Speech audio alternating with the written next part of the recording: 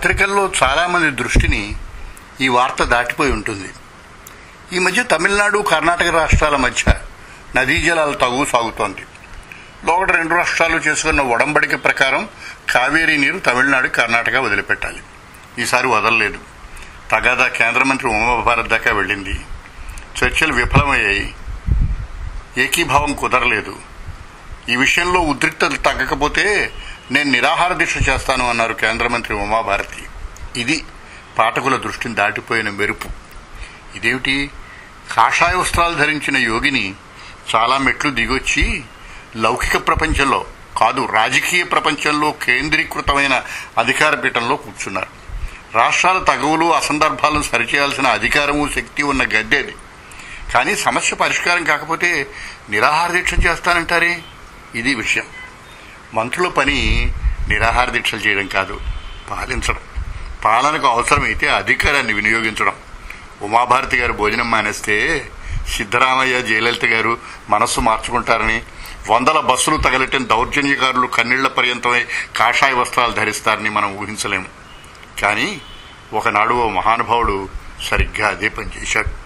మానవతా విలువలకి, రాజకీయ సమస్యకి వంతెన వేసి ఫలితాలను రాబట్టగలిగాడు.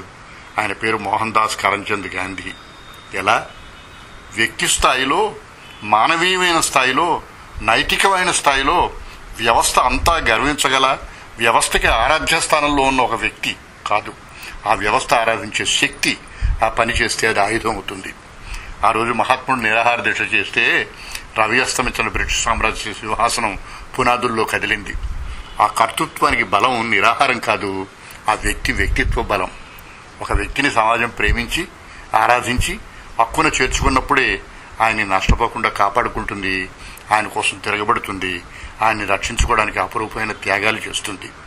నాకు బాగా నచ్చిన, పులకించిన సన్నివేశం గాంధీ చిత్రంలో ఉంటుంది. కార్యకర్తల హింసకి పోలీసులు బలైనప్పుడు మహాత్ముడు నిరాహార దీక్ష చేశారు. దేశం చెలించిపోయింది. ఒక మహనీయుడి ప్రాణాలను కాపాడుకోవడం కోసం సౌహార్దాన్ని ఎల్లెడలా భారతీయులు గుమ్మరించారు.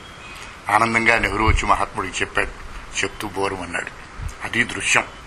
మహాత్ముడు నిరాహార దీక్షను చేసినప్పుడు కాదు, దాని ఫలితాన్ని దేశమంతటా గమనించినప్పుడు నెహ్రూ ఆవేశించి చెలించిపోయాడు.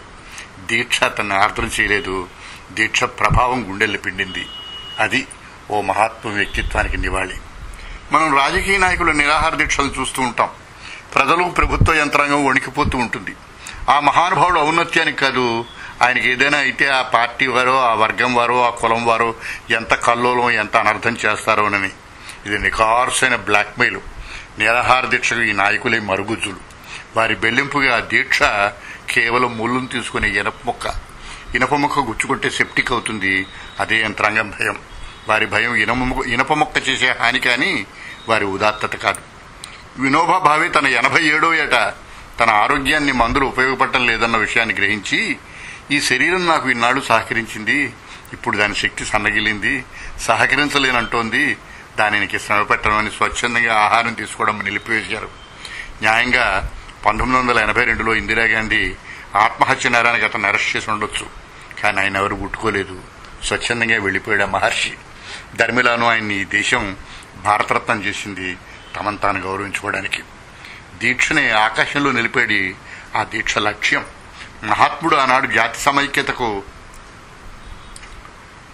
నిరాహార దీక్ష చేశాడు. వినోబా భావే మృత్యువును ఆహ్వానించడానికి, నీళ్ల కోసం బస్సులు తగలెట్టే దౌర్జన్యకారుల దురాగతాలకి, రైళ్లు తగలెట్టే నేరస్తులను జైలు నుంచి విడిపించడానికి, తమ వర్గానికి మేలు జరగాలని బెల్లించడానికి కాదు. ఏతావాత పదవిలో ఉన్న మంత్రి కాషాయం తొడిగినా, ఆధ్యాత్మిక నైరస్యాన్ని ఆవహించిన, లక్ష్యం కూర్చగా నేలబారుగా కేవలం రాజకీయమైన కారణానికి ఒకనాటి పవిత్రమైన, అతి శక్తివంతమైన ఆయుధం ఇప్పుడు తుప్పుపట్టిపోయింది.